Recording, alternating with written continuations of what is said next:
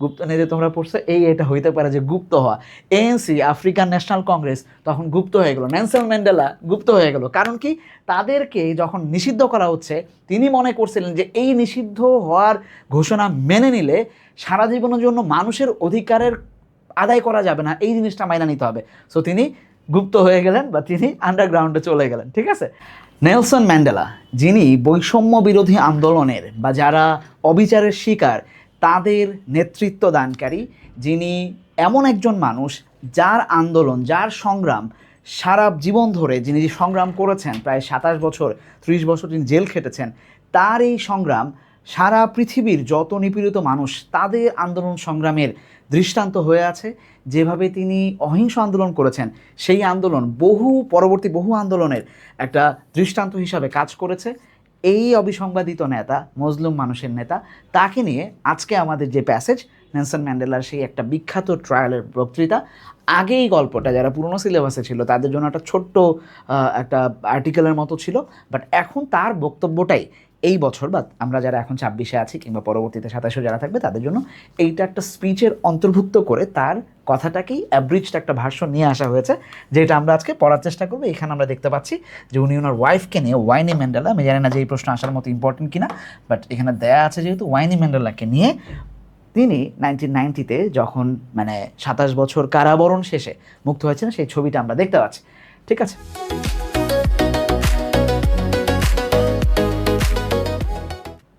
আচ্ছা, এবার আমরা প্যাসেজটা একটু পড়ার চেষ্টা করব।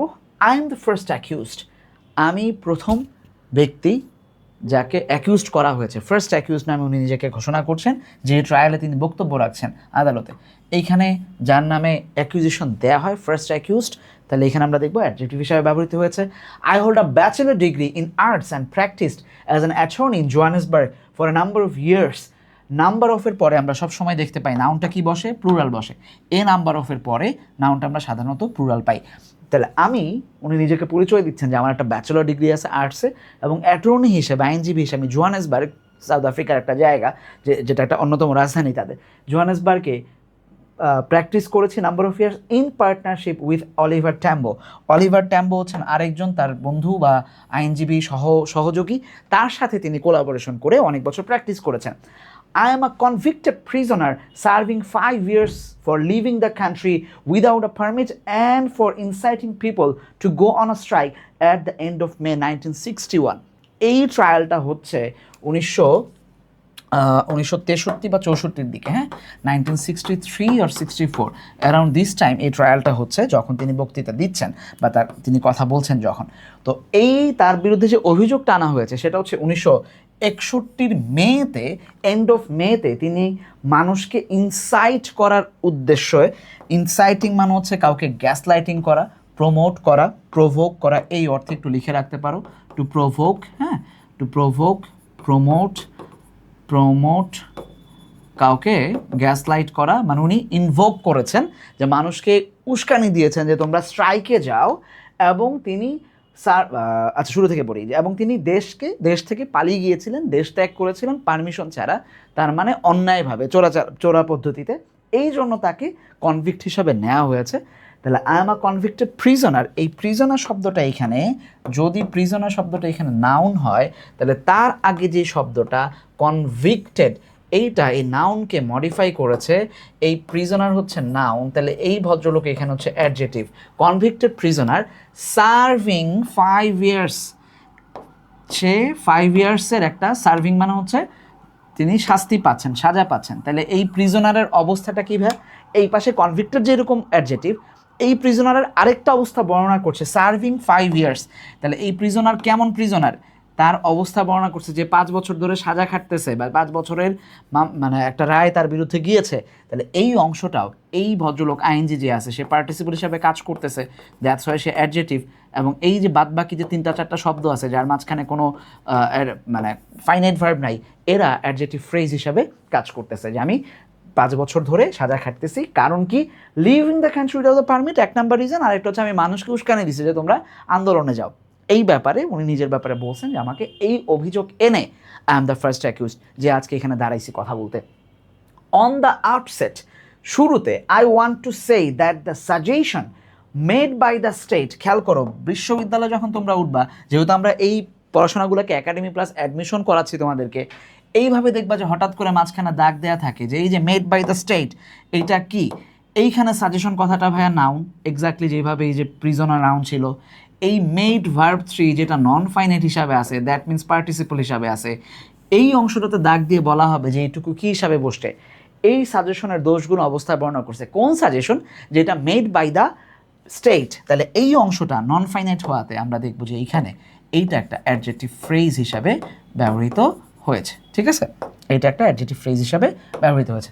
তাহলে এই সাজেশনটা আই ওয়ান্ট সে, আমি বলতে চাই দ্য সাজেশন যেটা স্টেটের দ্বারা বলা হয়েছে ইন ইটস ওপেনিং, যখন স্টেট কথা বলেছিল বা রাষ্ট্রপক্ষের আইনজীবী যখন অভিযোগগুলো তুলেছে, the struggle in South Africa is under influence of foreigners or communist is wholly incorrect. তাহলে এবার আসো আমরা একটু গ্রামার শিখি, আর একটু deep grammar.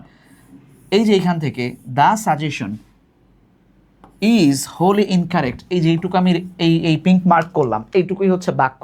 The suggestion is wholly incorrect, মাঝখানে যা আছে এই পুরাটাই, এই যে মেড বাই দ্য স্টেট, এই সেই হাবিজাবি যা আছে পুরোটাই এইটার অংশ। এইটা পুরাটাই আমরা দেখব ওই দ্যাট ক্লজ ধরলে এইখান থেকে হচ্ছে অ্যাডজেক্টিভ ক্লজ হবে, বাট বাদ বাকি সব কিছুই আমরা দেখব যে এইটা এই সাজেশনকেই মডিফাই করতেছে। আসো এবার, তাহলে দ্য সাজেশন ইজ ইনকারেক্ট। কোন সাজেশনটা? যেটা সাউথ আফ্রিকার তাদের আন্দোলনটাকে বলা হচ্ছে যে সাউথ আফ্রিকার এই আন্দোলনটা বাইরের ইনফ্লুয়েন্স দ্বারা বা কমিউনিস্টদের ইনফ্লুয়েন্স দ্বারা, যেহেতু তখন একটা দ্বন্দ্ব চলতেছে 1963 অ্যারাউন্ড 63, মানে বুঝতেছে তো কোল্ড ওয়ার চলতেছে, রাশিয়া ভার্সেস ইউএসএ, দ্বিতীয় বিশ্বযুদ্ধের পরে তাদের যে কোল্ড ওয়ার ছিল, যে ডেমোক্রেসি ভার্সেস কমিউনিস্ট যে পার্টিতে তাদের যে কমিউনিজম, এই দুইটার যে দ্বন্দ্ব চলতেছিল, সেইখানে বলা হচ্ছে যে কমিউনিস্টরা এখানে আন্দোলনে ইন্ধন যোগাচ্ছে, তাদেরকে ইনফ্লুয়েন্স করতেছে, অথবা বাইরের লোকজন এসে ইনফ্লুয়েন্স করতেছে। এইটা সম্পূর্ণ ইনকারেক্ট, হোলি ইনকারেক্ট। আমরা অ্যাজ এ হোল এবং হোলির একটা ব্যবহার অ্যাডমিশনে শিখবো, আমি জানি না তোমাদের এখন খুব একটা দরকার আছে কিনা। ঠিক আছে, অ্যাজ আ হোল অথবা হোলি, এই যে দেখো এখানে এই ব্যবহারটা আমরা দেখতে পাচ্ছি। হোলি কোথায় বসে? একটা নাউনের আগে সাধারণত আমরা হোলি দেখতে পাই, যে ইনকারেক্ট অ্যাডজেক্টিভের আগে আমরা দেখবো যে হোলি অ্যাডভার্ব হিসাবে বসে, আর শেষে it is incorrect as a whole, বাক্যের শেষে ফুল স্টপের আগে আমরা দেখবো অ্যাজ আ হোল বসে। এই ব্যবহারটা আমরা যখন অ্যাডভার্বের ক্লাস তোমাদের করাবো অ্যাডমিশনে তখন পাবা। I have done what ever I did, আমি যা করেছি, এই অভিযোগকে উনি মিথ্যা প্রমাণ করে বলতেছেন বা মিথ্যা উদ্ধৃতি করে বলতেছেন, আমি যা করেছি বোথ অ্যাজ অ্যান ইন্ডিভিজুয়াল, আমার নিজের ব্যক্তিগতভাবে, and as a leader of my people, আমার দলের, আমার দেশের, আমার জনগণের জন্য আমি যা করেছি, because of my experience in South Africa and my own proudly felt African background. আমি এটা করেছি কারণ আমার এই বিকজ অফের পরে মনে রাখবা, বিকজ এবং বিকজ অফ তোমাদেরকে কানেক্টরসের ক্লাসে অথবা হ্যাঁ কানেক্টরসের ক্লাসে এবং বেসিক সেন্টেন্সের যে দুটো ক্লাস দিয়েছিলাম আমরা গ্রামারে, সেখানে আমি পড়াইছিলাম যে বিকজ অফের পরে সবসময় ফ্রেজ বসে, বিকজের পরে সবসময় ক্লজ বসে। অর্থাৎ বিকজ যখন পাবা এইটা দেখবা যে ক্লজ মেকার হিসাবে কাজ করে কমপ্লেক্স সেন্টেন্সে, দ্যাটস এটার পরে ফাইনাইট ভার্ব থাকে। আর বিকজ অফ এটা একটা লিঙ্কার হিসাবে কাজ করে সিম্পল সেন্টেন্সের অংশে, তখন আমরা দেখবো যে এটার পরে ফ্রেজ বসে। তাহলে বিকজ অফ মাই এক্সপিরিয়েন্স, আর বিকজ থাকলে because I experienced verb to হইতো এখানে। তাহলে because of my experience in South Africa and my own proudly felt African background, আমার যে আফ্রিকান ব্যাকগ্রাউন্ড আছে যেইটাতে আমি গর্ববোধ করি, এবং সাউথ আফ্রিকাতে আমার যে অভিজ্ঞতা আছে সেইটার এগেনস্টে, not because what I consider might have said, what any outsider might have said, sorry, যে এইটার জন্য না যে বাইরে থেকে কেউ এসে আউটসাইডার আমার বলছে যে চলো চলো আন্দোলন করি, তোমার দেশে আন্দোলন দরকার। আমি ফিল করতেছি আমার দেশের অবস্থা, আমি জানি আমার কী অবস্থা, আমার লোকের জন্য আমি যা করতেছি, আমি ইন্ডিভিজুয়ালি যা করতেছি, এটার কারণ ওইটাই যে আমি ফিল করতেছি সাউথ আফ্রিকার অবস্থা কী। এখন চলে সেই অবস্থাগুলো বর্ণনা করার চেষ্টা করব। In my youth the Transkei, in the Transkei, তিনি ট্রান্সকি নামে এখন কিছু উদ্ভট শব্দ পাবা, ভয় পাওয়ার কিছু নাই। তিনি যখন ইউথে ছিলেন, তাহলে ইন মাই ইউথ এইটুকু ইন ট্রান্সকি পুরাটাই একটা সময়ের বর্ণনা দিচ্ছে, প্লেসের বর্ণনা দিচ্ছে। এই লিসেন্ট হচ্ছে ভার্ব, এই ভার্ব কখন ঘটছে, কিভাবে ঘটছে, এটা যদি বর্ণনা হয় তাহলে সেটা অ্যাডভার্ব হয়। মাঝখানে কোনো কিছু নাই, এটা অ্যাডভার্বিয়াল ফ্রেজ। ঠিক আছে, যখন কোনো কিছুর স্থান কাল পাত্রভেদ বর্ণনা করে তখন সেটা হচ্ছে অ্যাডভার্ব হয়। তাহলে আমি শুনেছি আমার যৌবনে, যখন আমি যুবক ছিলাম ট্রান্সকেইতে, the elders of my tribe, আমার ট্রাইবের এল্ডাররা, মানে সাউথ আফ্রিকায় খুব ট্রাইবাল সোসাইটি ছিল, এখনও আছে যেহেতু অনেক উপজাতি আছে সেখানে, টেলিং স্টোরিজ, তারা সেই গল্পগুলো বলতো অফ ওল্ড ডেজ, তাদের পূর্ব যুগের, তাদের পুরনো যুগের, অ্যামংস দ্য টেলস, টেলস মানে হচ্ছে এখানে টেলস কিন্তু নাউন, ঠিক আছে, দ্য টেলস, ওই গল্পগুলোর মধ্যে, স্টোরিগুলোর মধ্যে, they related to me war those of wars, ওই ওয়ারগুলোর কথা তারা বলতো, ফট বাই আওয়ার অ্যানসেস্টর্স, বানানটা লিখে রাখো, অ্যানসেস্টর মানে হচ্ছে যারা পূর্বে আসছিল, প্রেডিসেসর্স, ঠিক আছে। আচ্ছা, তাইলে আমাদের অ্যানসেস্টরদের সেই গল্প শোনাতো in defence of our fatherland, আমাদের পিতৃভূমির রক্ষার্থে তারা যে যুদ্ধগুলো করেছিল সেই গল্পগুলা তারা, আমার পূর্বপুরুষের গল্প আমার এল্ডাররা শোনাতো। দ্য নেমস অফ ডিয়ানজে, বাম্বাচা, এইবার বলছি না যে কিছু উদ্ভট উদ্ভট নাম পাবা, বাট এটা হচ্ছে ধরো আমাদের দেশে যেরকম চৌধুরী, তারপরে হচ্ছে কি আছে পাটোয়ারি, এই যে বংশ বিভিন্ন, এই ট্রাইবগুলোর নাম আমরা শুনবো, ঠিক আছে। ডেনজে, বাম্বাটা, হিংস্টা, মাখানা, হ্যাঁ আমি একটু আলাদা করে, হিংস্টা, মাখানা আলাদা আলাদা মার্ক করে দিচ্ছি, মাখানা, স্কুইথি, আর কি আছে ডালাসেই, ডালাসেল, এরপরে হচ্ছে মশোশো, মশোশো, শেখুখুনি, শেখুখুনি, এই কথাগুলো, এগুলো ফ্লোচার্ট আসতে পারে তোমাদের ইয়াতে, আমি মার্ক করে রাখি, বাই এনি চান্স যদি চলে আসে কোনো বোর্ডে, এইখান থেকে ফ্লোচার্ট আসতে পারে যে কোন কোন ট্রাইবের কথা তিনি বলেছেন। তাহলে কোন কোন ট্রাইবের কথা বলেছেন? ড্যানজে, বাম্বাটা, হিংস্টা, মাখানা, স্কুইথি, ডালাসি, মোশোশোয়ে, শেখুখুনি, শেখুখুনি, এই ধরনের ট্রাইবগুলার কথা, বীরত্বের কথা শুনেছি। War praise as the glory of entire African nation, পুরো আফ্রিকান নেশনের গ্লোরি হিসেবে তাদেরকে রিপ্রেজেন্ট করা হইতো। তাদের আই হোপড, তখন তাদের গল্প শুনে আমি ভাবতাম that my life might offer me the opportunity to serve my people and make my own humble contribution to their freedom struggle. ওই যে তাদের গল্প যখন শুনতাম আমার পূর্বপুরুষের, তখন আমি আশা করতাম, কমপ্লেক্স সেন্টেন্স তৈরি হচ্ছে, এখানে দ্যাট যুক্ত হয়েছে, আই হোপড, দেন একটা ফাইনাইট ভার্ব, এখানে আরও একটা ফাইনাইট ভার্ব, লাইফ মাইট অফার মি, আমি তখন আশা করতাম যে আমার জীবনেও একটা সুযোগ আসবে যে আমি আমার ওন কন্ট্রিবিউশন, হাম্বল কন্ট্রিবিউশন দিব। কন্ট্রিবিউশন নাউন, তাকে মডিফাই করতেছে হচ্ছে হাম্বল ওয়ার্ডটা, তাহলে হাম্বল এখানে বসছে অ্যাডজেক্টিভ হিসাবে, যে আমি আমার কোর কন্ট্রিবিউশন দিব, আমি আমার অ্যাবসলিউট কন্ট্রিবিউশনটা আমার জাতির জন্য দিব, টু দেয়ার ফ্রিডম স্ট্রাগল, তাদের স্বাধীনতার স্ট্রাগলের জন্য। এটা আমি আশা করতাম তখন।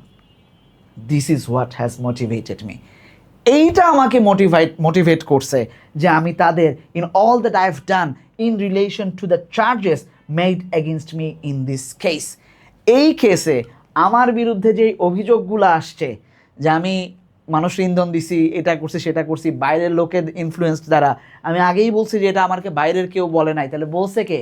এই যে আমি আমার বীরত্বের গল্প শুনে আসছি, মানুষের স্ট্রাগল শুনে আসছি, এই স্ট্রাগলের জন্য আমি ফাইট করছি, এইটাই আমার মূল উদ্দেশ্য ছিল যে আমি আমার জাতির জন্য ফাইট করব। আসো এবার, গত ক্লাসে একটা জিনিস শিখাইছিলাম মনে আছে, এই যে ছোট ছোট ডটগুলাকে কি বলে? এলিপসিস বলে এগুলাকে, রাইট? এলিপসিস, ছোট ডট, এগুলোকে হচ্ছে এলিপসিস বলে।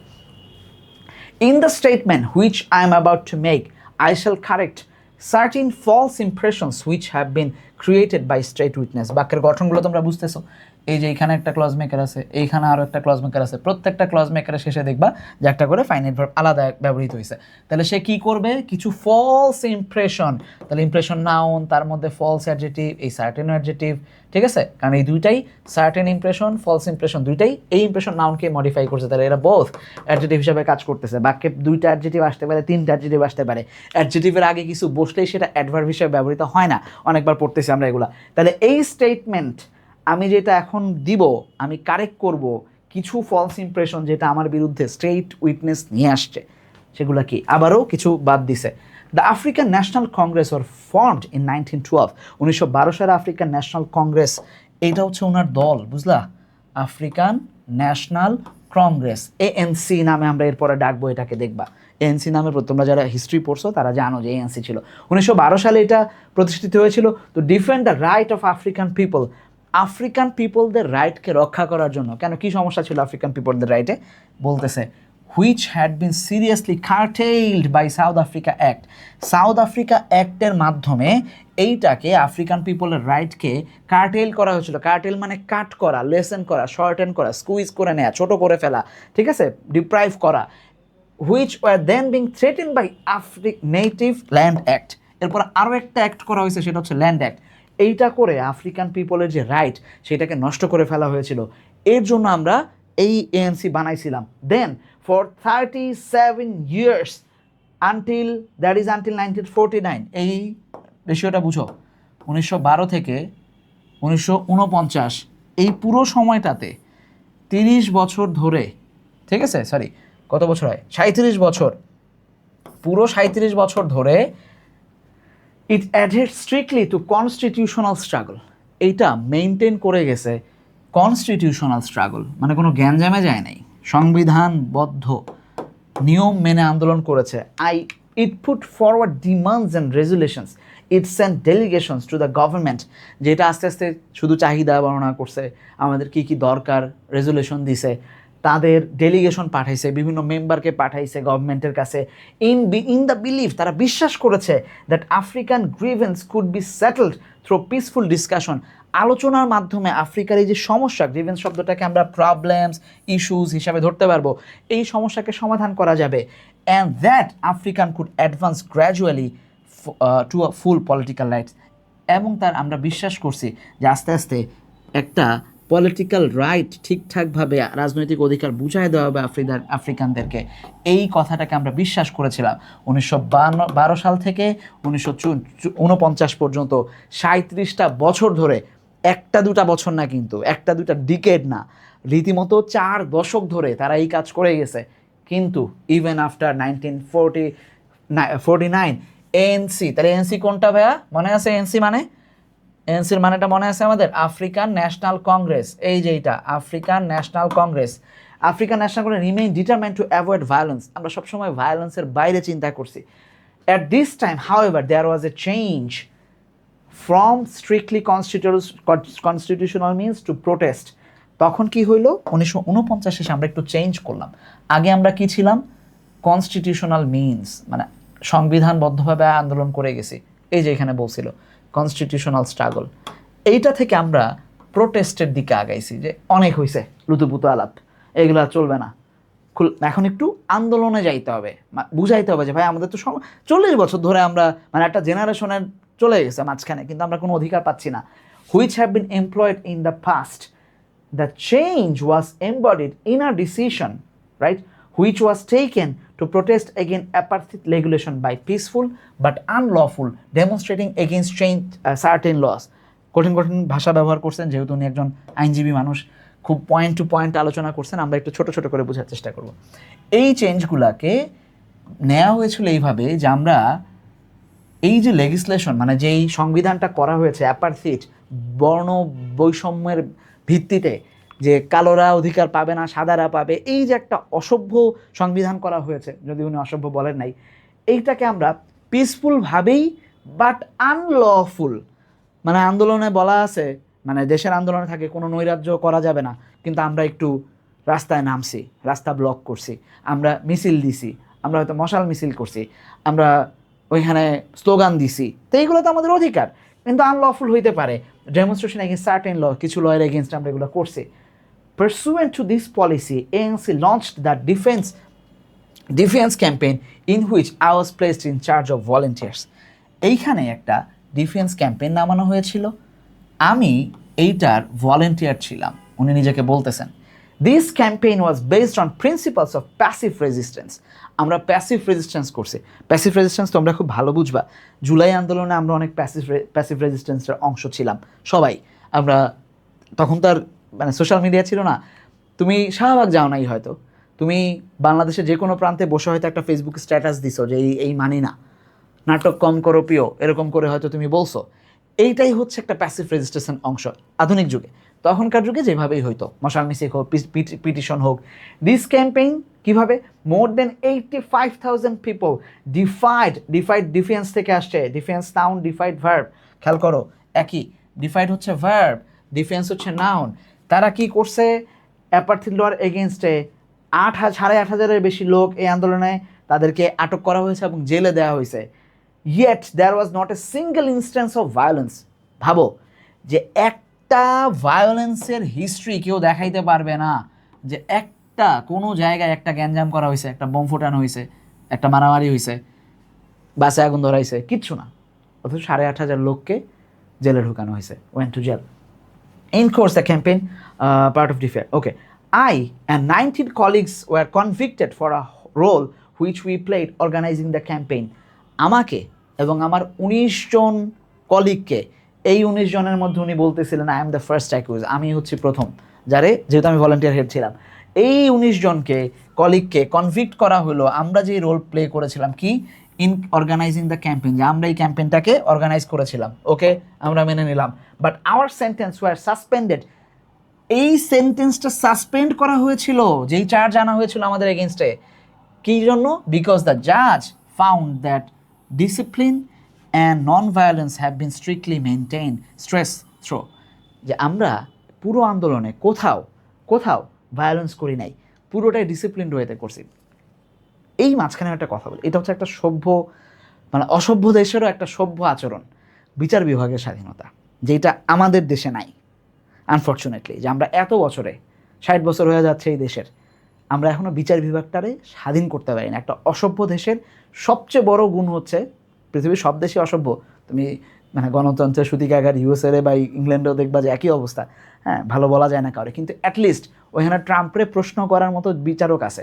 বাংলাদেশে হাসিনারও প্রশ্ন করার মতো বিচারক ছিল না, তারেক রহমানের প্রশ্ন করার মতো কোনো বিচারক নাই, সামনে যদি যেই আসুক হাসনাতেরও প্রশ্ন করার কোনো বিচারক আসবে না যখন হাসনাত আসবে, কিংবা জামাত ইসলামেরও প্রশ্ন করার মতো কেউ আসবে না যদি তারা কখনো ক্ষমতা আসে।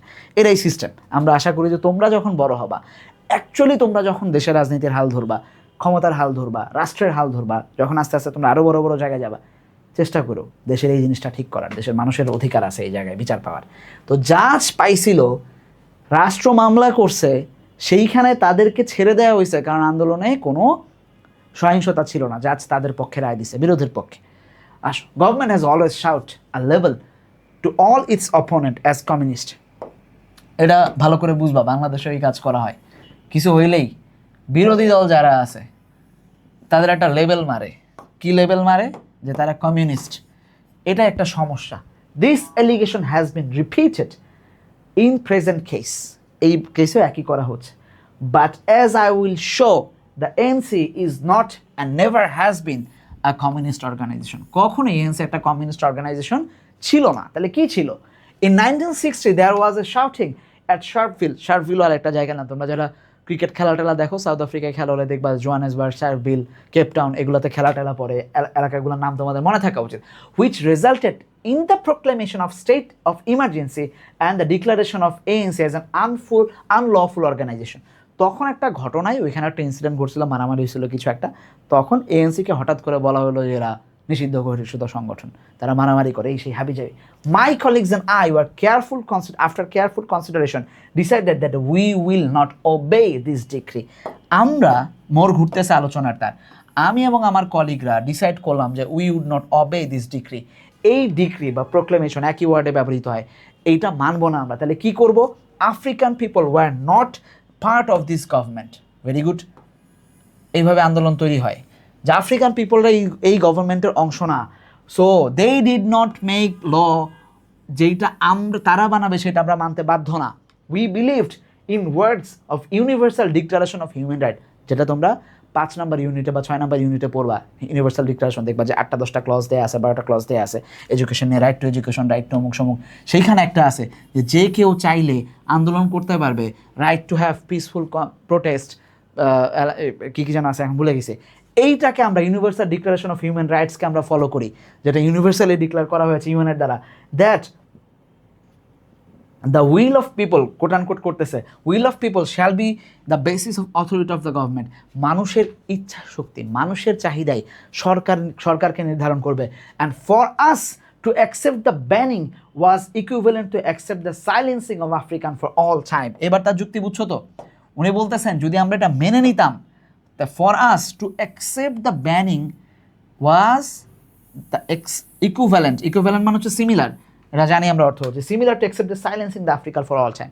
যে আমরা যদি ওই ব্যানিংটা, যে প্রোক্লেমেশন জারি হয়েছে সেটা যদি মেনে নিতাম, তার মানে হচ্ছে সারা জীবনের জন্য আফ্রিকান পিপলের ভয়েসকে থামায় দেয়াকে মাইনা নিতাম আমরা। সো আমরা এটা মাইনা নিতে পারি নাই। ANC refuse to dissolve but instead went underground. এই এএনসিকে যখন নিষিদ্ধ করা হলো আমরা মেনে নিলাম না, বরং আমরা আন্ডারগ্রাউন্ডে চলে গেলাম। এই ওয়ার্ডটার সাথে এটা একটা পলিটিক্যাল ওয়ার্ড। আন্ডারগ্রাউন্ড মানে হচ্ছে যে সরাসরি অ্যাক্টিভিস্ট না হওয়া, গুপ্ত। গুপ্ত নিয়ে যে তোমরা পড়ছো, এটা হইতে পারে যে গুপ্ত হওয়া। এএনসি আফ্রিকান ন্যাশনাল কংগ্রেস তখন গুপ্ত হয়ে গেল, নেলসন ম্যান্ডেলা গুপ্ত হয়ে গেল। কারণ কি, তাদেরকে যখন নিষিদ্ধ করা হচ্ছে তিনি মনে করছিলেন যে এই নিষিদ্ধ হওয়ার ঘোষণা মেনে নিলে সারা জীবনের জন্য মানুষের অধিকারের আদায় করা যাবে না, এই জিনিসটা মাইনা নিতে হবে। সো তিনি গুপ্ত হয়ে গেলেন বা তিনি আন্ডারগ্রাউন্ডে চলে গেলেন। ঠিক আছে, আসো এবার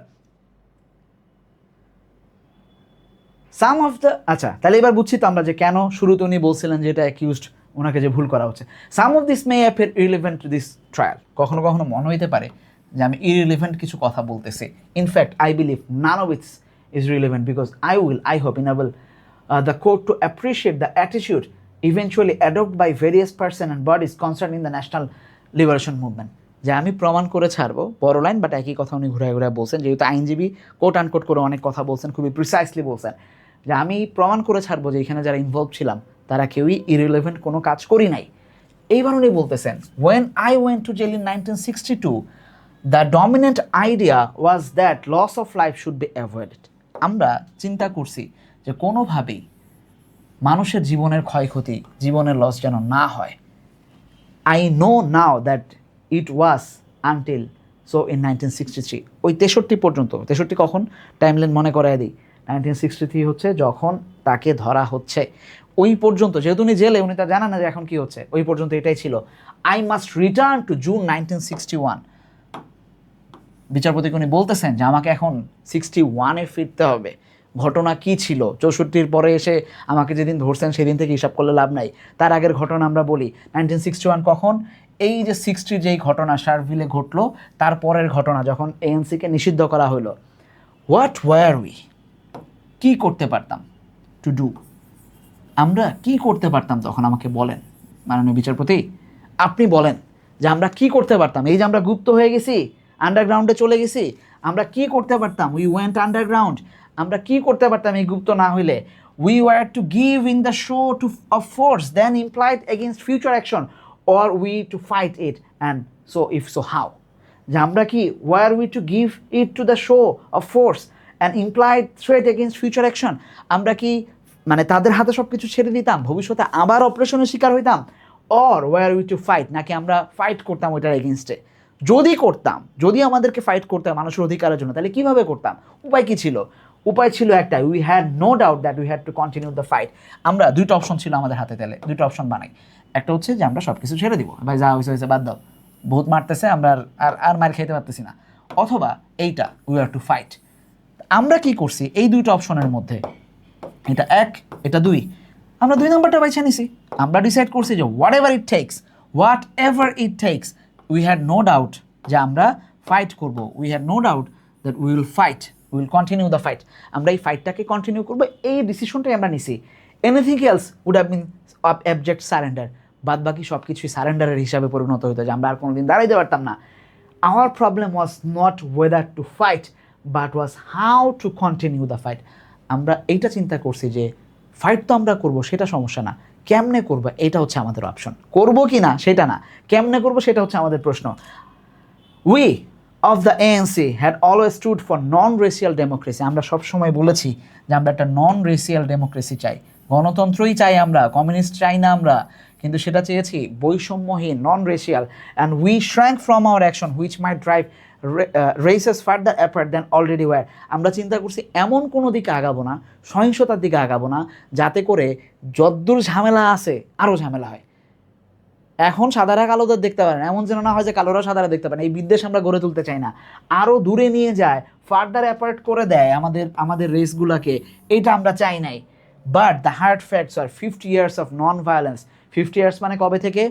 1912 থেকে 1960 পর্যন্ত, এই যে 48 বছর, 50 years-এর যে violence, non violence had ব্রট African people nothing but more and more repressive regulation. তারা ভাবছে যে এরা যেহেতু কোনো মারামারি করতে পারেই না, তাহলে তাদেরকে আরও অপ্রেস করা হোক, এই ধরনের রেজুলেশন আসছে। ফিওর অ্যান্ড ফিওর রাইটস, আমাদেরকে আরও কম থেকে কম, অধিক ক্ষুদ্রতর থেকে, মানে এটাকে কি বলা যায়, যে স্বল্প থেকে আরও স্বল্পতর অপরচুনিটিস বা রাইট দেওয়া হয়েছে। এইটা আর আমরা মাইনে নিতে পারি নাই। It's true. I have already stated that I have been influenced by Marxist thought. এবার উনি বলতেছেন যে হ্যাঁ, যেই ক্লেম আপনারা করেন যে আমি কমিউনিস্ট না, আমি মার্কসের চিন্তাধারা, মার্কস হচ্ছে দাস ক্যাপিটালিজম নামে তিনি একটা বই লিখছেন যেটা কমিউনিস্টদের মূল মন্ত্র বা বাইবেল ধরা হয়, আমি এটা দ্বারা অন্তর্ভুক্ত। বাট এটা অলসো ট্রু যে আমি আরও লিডারদের দ্বারা, যারা নতুন নতুন ইন্ডিপেন্ডেন্ট স্টেট 1963 কখন, তারাও আগে থেকে যখন উনি আন্দোলন করতেছেন যে ইন্ডিয়া স্বাধীন হয়েছে ব্রিটেনের হাত থেকে, রাইট, আফ্রিকার, ইউরোপে, মিডল ইস্টের আরও কিছু দেশ স্বাধীন হয়েছে দ্বিতীয় বিশ্বযুদ্ধের পরে, ওই জায়গার মিশর বলো, লিবিয়া বলো, তারপরে হচ্ছে এই যে ইন্ডিয়া বলো, পাকিস্তান বলো, এইসবের যে নতুন নতুন স্টেটের যারা লিডার, তাদের দ্বারা আমি ইনফ্লুয়েন্সড। তাহলে শুধু যে আমি মার্কস দ্বারা ইনফ্লুয়েন্স তা না, তাহলে আমি কাদের দ্বারা, এই যে গান্ধী ইন্ডিয়ার, নেহরু ইন্ডিয়ার, এনক্রুমা, এটা নক্রুমা পড়বা, হ্যাঁ, এনক্রুমা পড়বা না তোমরা, যদিও এন লেখা আছে, সাউথ আফ্রিকা মানে আফ্রিকান উচ্চারণটা তোমরা আমি জানি না যে মাখায়া এন্টিনির নাম শুনছো কিনা, কিন্তু তোমরা লুঙ্গি এনগিডির নাম শুনছো, এখন ক্রিকেট খেলে সাউথ আফ্রিকার দলে, এন্টিনি খুব বিখ্যাত ছিল। উচ্চারণটা এন্টিনি বা এনগিডি না, উচ্চারণটা হচ্ছে নটিনি নগিডি, তার মানে লুঙ্গি নগিডি, মাখায়া নটিনি, এই এনক্রুমা না, উচ্চারণ হচ্ছে নক্রুমা, ঠিক আছে। তাহলে গান্ধী, নেহরু, নক্রুমা, নাসেরকে জামাল আব্দুল নাসের, মিশরের ছিলেন উনি, ঠিক আছে। এই সবার দ্বারা কিন্তু আমি inspired. All acknowledge this fact. We all accept the need for some form of socialism to enable our people to catch up with advanced countries of this world and to overcome the legacy of extreme poverty. আমরা চেয়েছিলাম কিছুটা socialism implemented হোক, কারণ তখন রাশা socialism বলে এটা বুঝাইছে যে দেখো সোশ্যালিজম আসলেই এই যে পুঁজিবাদ এটা ধ্বংস হবে, রাষ্ট্র সবাইকে তাদের প্রয়োজন অনুযায়ী ভাগ ভাগ করে দিবে সমানভাবে, সব একদম এই যে এখন ধরো বসুন্ধরার হাতে সব কিছু আছে এরকম টাইপ বুঝাইছে আর কি, যে পুঁজিবাদীদের হাতে সব যাবে না, রাষ্ট্র সবাইকে দিবে, যদি সেটাও কাজ করে নাই, বাট উনি বলছেন যেটা সেটা হচ্ছে সাম ফর্ম অফ সোশ্যালিজম নেই, আমরা আমাদের মতো এটাকে ইমপ্লিমেন্ট করি, রাষ্ট্র সব কিছু ধনীদের দিয়ে দিচ্ছে কেন, এটা উনি বর্ণনা করবেন এখন। বাট দ্যাট ডাজন্ট মিন আমি একটু সোশ্যালিজম চাইছি মানে ডাজন্ট মিন যে উই আর মার্কসিস্ট, যে আমরা মার্কসিস্ট, আমার মার্কসিস্ট থট আছে বলে আমি মার্কসিস্ট তা না। তাহলে কি, I have been influenced by thinking of both west and east. সুন্দর কথা, যে আমি আমার নিজেকে ইনফ্লুয়েন্সড করছি ওয়েস্ট এবং ইস্ট মিলায়, ওয়েস্টেও প্রবলেম আছে, ইস্টেও প্রবলেম আছে, আমি দুইটারে ব্যালেন্স করার চেষ্টা করছি। All this has led me feel that my search of political formula, যে আমার নিজের একটা পলিটিক্যাল ফর্মুলা দাঁড় করার আমি চেষ্টা করছি। I should be absolutely impartial and objective. Objective কথাটা তোমরা চিনো, এমসিকিউ, 4টা অপশনের মধ্যে একটা বাছায় না, মানে নৈর্ব্যক্তিকতা আনা, চিন্তা করা। অবজেক্টিভ ওয়ার্ডটাকে জীবনেও ইমপ্লিমেন্ট করার চেষ্টা করবা। যখন যাই করবা লাইফে, যেই সিদ্ধান্তই নিবা অবজেক্টিভ ওয়েতে নিবা, নৈর্ব্যক্তিকভাবে নিবা। I should tie myself to no particular system of society other than socialism. I must leave myself free to borrow the best from West and from East. আমি চেষ্টা করছি প্রাচ্য এবং পাশ্চাত্য থেকে, ইস্ট এবং ওয়েস্ট থেকে দুইটারই বেস্ট ফর্মুলাকে ব্লেন্ড করে একটা ফিউশন তৈরি করার। যদি উনি ফিউশন নট বলেন, বাট এটাই বোঝায়। Our fight is against real, not imaginary hardship. আমাদের যে ফাইট, এটা এগেনস্ট রিয়েল হার্ডশিপ, এটা কোনো ইমাজিনারি না। রাষ্ট্র যেটা বলে, দেখবা বিভিন্ন দেশের সংসদে এখন মানুষজন বলে প্রবলেম তো দেখি না, সংসদে তো কারেন্ট যায় না, তার মানে তো প্রবলেম নাই পৃথিবীতে কোথাও। To use language of the state prosecutor, so called hardship. শুনো এই ওয়ার্ডগুলা, আমাদের দেশেও শোনা যায়, হ্যাঁ, কই সেই তথাকথিত সমস্যা তো কোথাও দেখি না। Basically we fight against two features which are hallmarks of South African life in South Africa and which are entrenched by legislation which we seek to have repealed. দুইটা সমস্যা নিয়ে আমরা কথা বলি সবসময়, যেটা সাউথ আফ্রিকার মূল সমস্যা আমরা মনে করি, এবং এটা সংবিধান দ্বারা এটাকে আটকায় রাখা হয়েছে, বলবৎ রাখা হয়েছে। কি তা? This feature are poverty and lack of human dignity. দুইটা, একটা হচ্ছে পভার্টি আর একটা হচ্ছে ল্যাক অফ হিউম্যান ডিগনিটি, মানব মর্যাদার অভাব এবং দারিদ্র। And we do not need or so called agitators to teach us about this things. আমাদের দরকার নাই অ্যাজিটেটর মানে যে সুরসুরি দেয়, বুঝছো, বাংলা ওয়ার্ড বুঝো, মানে যে অলওয়েজ গুতায়, তার মানে আমাদের, আরে আলাদা কালার দিচ্ছি, অ্যাজিটেটর মানে ইনফ্লুয়েন্সার, হ্যাঁ, এই ওয়ার্ডটা ব্যবহার করতে পারবো আমরা, ইনফ্লুয়েন্সার, প্রোভোকেটর, যে প্রোভোক করে।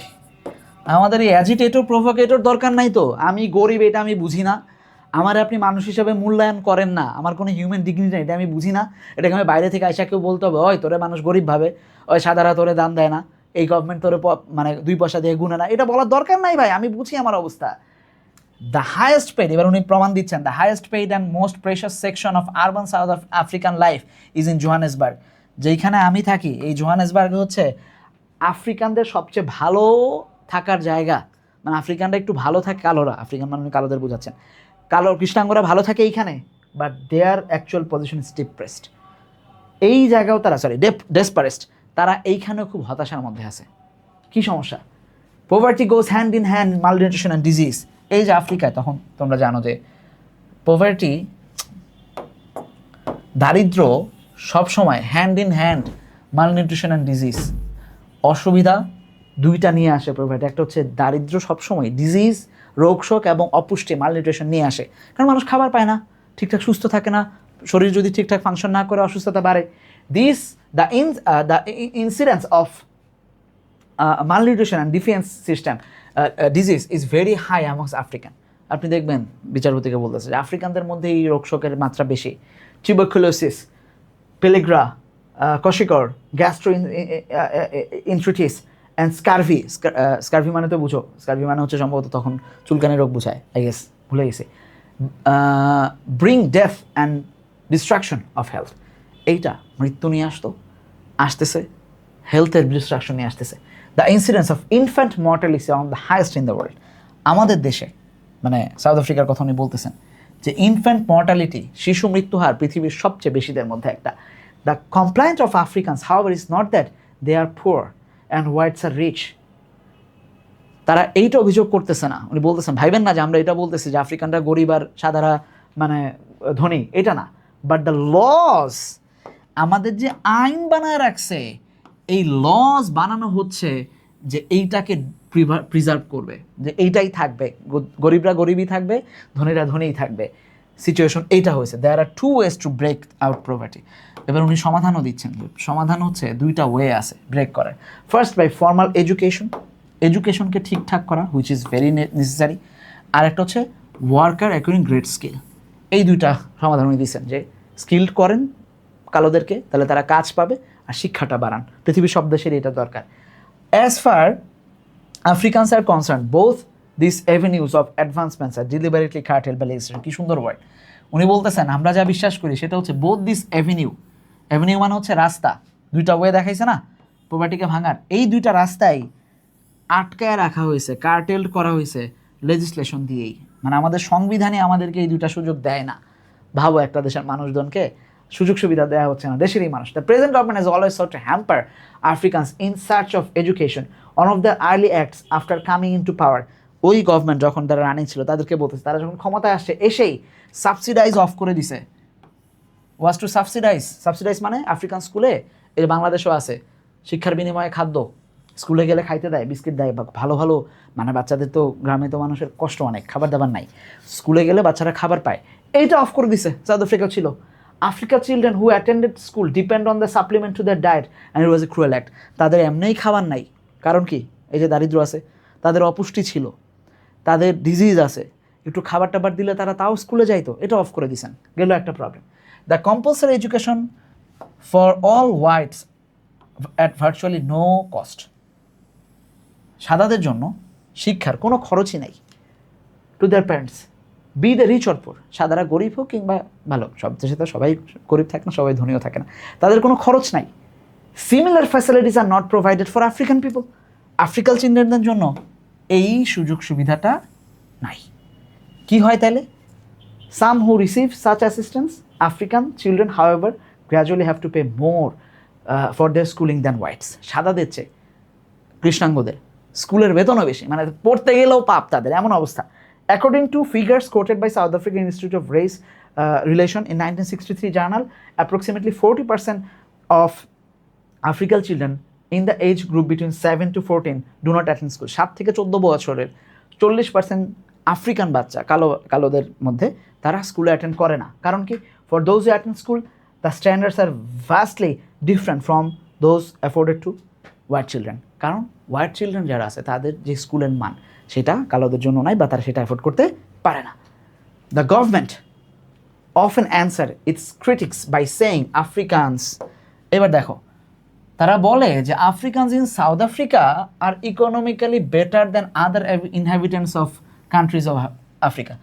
অন্যান্য আফ্রিকা মানে সাউথ আফ্রিকা তো একটা, সোমালিয়া, সুদান, হাবি জাবি, জিম্বাবুয়ে, অনেক আফ্রিকা দেশ আছে। তো আমাদের গভর্নমেন্ট বলে যে অন্যান্য আফ্রিকানদের চেয়ে তো আপনারা ভালো আছেন।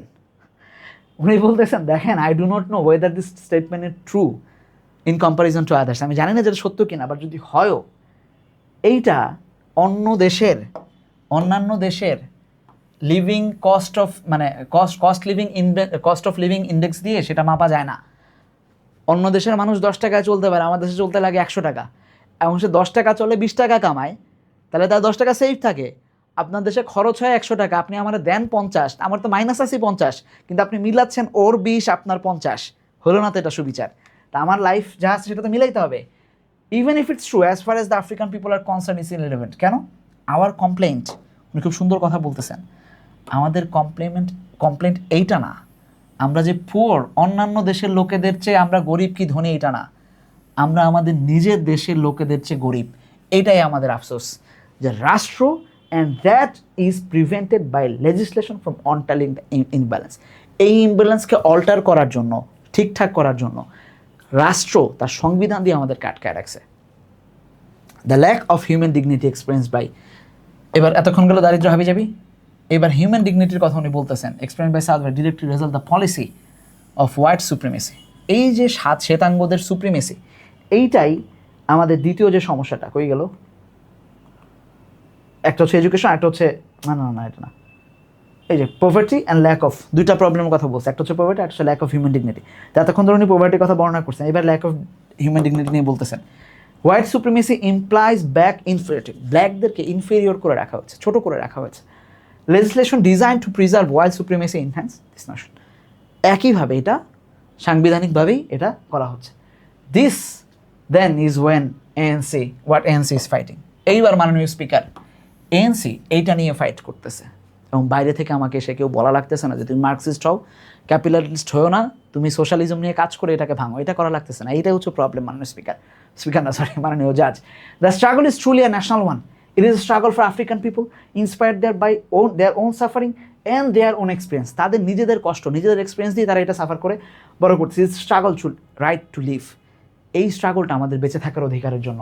During my life time I've dedicated myself to this struggle for African people. আগের বইয়ে এইটা কোট আনকোট করা ছিল শুধু, যে আমি আমার লাইফ ডেডিকেটেড করছি আফ্রিকান পিপলদের স্ট্রাগলের জন্য।